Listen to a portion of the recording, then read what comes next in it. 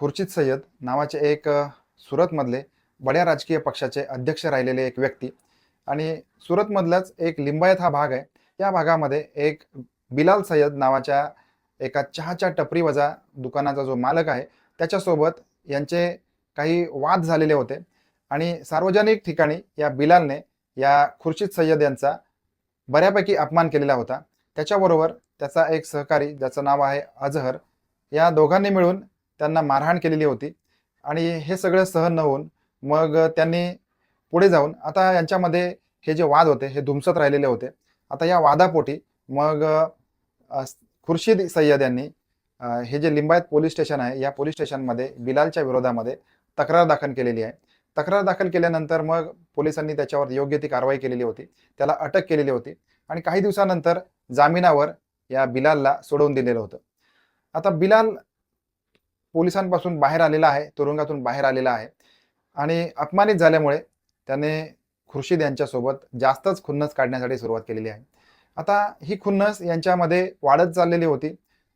बिलाल आणि खुर्शीद यांच्यामधली खुन्नस इतकी वाढलेली होती, की सार्वजनिक जीवनामध्ये असताना देखील टोमणे मारणे, त्यांना त्यांच्याविषयी इतर समाजामध्ये किंवा इतर लोकल ठिकाणी जाऊन वाटेल त्या गोष्टी बोलणे, या सगळ्या गोष्टी करत असल्यामुळे मग खुर्शीद यांना सुद्धा या बिलालचा वारंवार राग येत होता.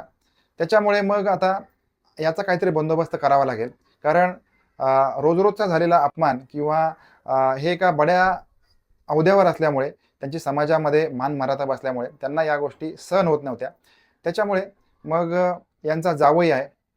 या जावयाचं नाव आहे असलम आणि या असलमला त्यांनी एक दिवशी बोलावून घेतलेलं आहे आणि त्यांच्यामध्ये जावई आणि सासरा यांच्यामध्ये काही वाटाघाटी झालेल्या आहेत आणि त्यांनी आपलं जे दुःख आहे, या बिलालकडून होणारे वागणूक किंवा त्याच्याकडून होणारा अपमान, हे सगळं त्यांच्या जावयाला सांगितलेलं आहे.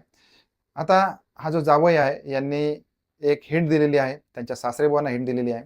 आपण या बिलालला आपल्या आयुष्यातून दूर करूया, म्हणजेच याचा काटा काढूया, असं या बिलालने त्याच्या सासऱ्यांना सल्ला दिलेला आहे आणि या सासऱ्यांनी देखील त्याचा सल्ला मानलेला आहे. त्याप्रमाणे मग हा सासरा आणि त्याचा जावई असलम याच्यामध्ये एक डील झाली.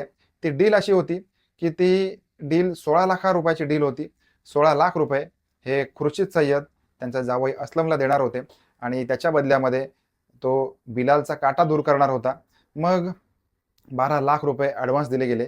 ही गोष्ट 6 महिन्यापूर्वी हा कट रचला गेला आणि मग या असलमने, त्याचा एक भाऊ आहे, त्याचं नाव आहे अफजल, याला हाताशी धरलं आणि मग अफजल आणि असलम या दोघांमध्ये चर्चा झालेली आहे आणि 6 महिन्यापूर्वी काही कट ठरलेला आहे.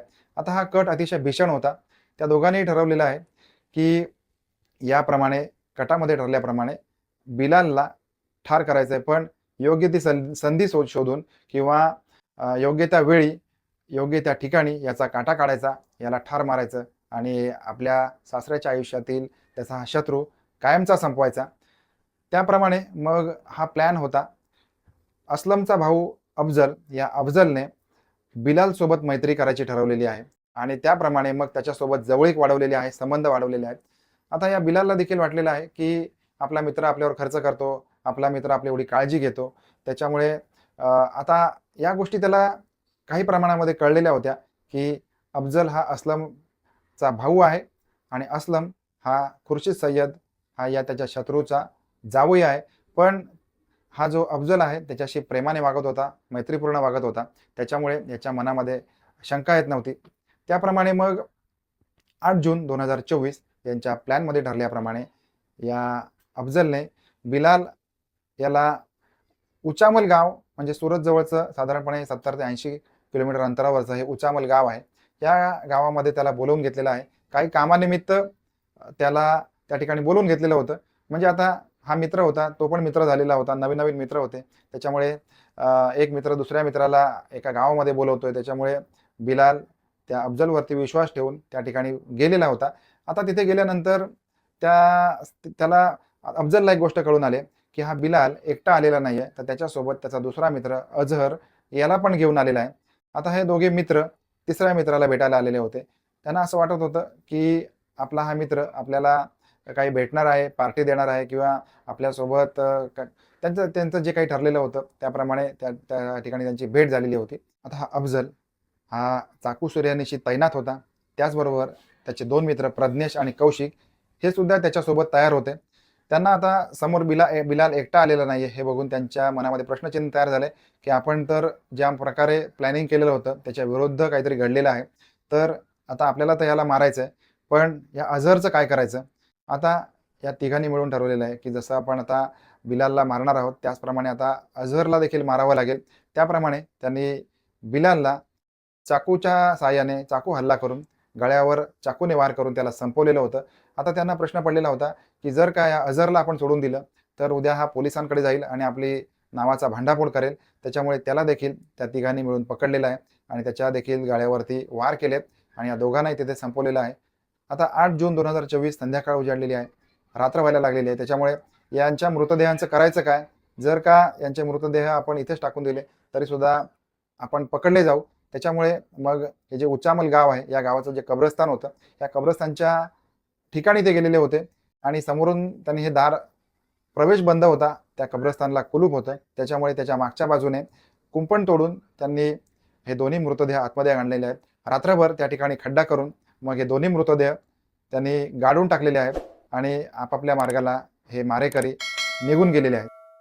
दुसऱ्या दिवशी या उचामल गावचं जे कब्रस्तान होतं, याचे केअरटेकर तिथे दाखल झालेले होते. त्यांना एक गोष्ट लक्षात आलेली आहे, की आपल्या नेहमीच्या प्रमाणे 2 कबर नव्याने एका रात्रीत झालेल्या आहेत आणि मग संशय आल्यामुळे त्यांनी लोकल पोलीस स्टेशनला खबर केलेली आहे आणि मग तातडीने पोलिसांचं पथक तिथे दाखल झालेलं आहे. सक्षम अधिकाऱ्यांची परवानगी घेऊन मग या दोन्ही कबरी त्यांनी बाहेर काढलेल्या आहेत. त्यावेळेला 2 तरुणांचे मृतदेह त्यांच्या गळ्यावरती वार होते. अशा प्रकारचे मृतदेह त्यांना सापडलेले आहेत. त्याच्यामुळे मग त्यांनी पुढील तपासाकरिता पोस्टमॉर्टमकरिता मृतदेह पाठवलेले होते आणि गळ्यावर वार झाल्यामुळे या तरुणांचा मृत्यू झालेला आहे, अशा प्रकारचा अहवाल समोर आलेला होता. आता मग यांचा खून कोणी केला या संदर्भामध्ये पोलिसांना तपास करायचा होता. त्याच्यामुळे मग काही तांत्रिक तपास असतील किंवा त्यांची ओळख पटवण्याचा प्रयत्न केला गेला. त्याच्यातून मग या दोघांची नावं बिलाल आणि अझहर अशी समोर आलेली होती आणि मग यांचं जे शत्रुत्व होतं, खुर्शीद सय्यद यांच्यासोबतचं शत्रुत्व पोलिसांच्या समोर आलेलं होतं.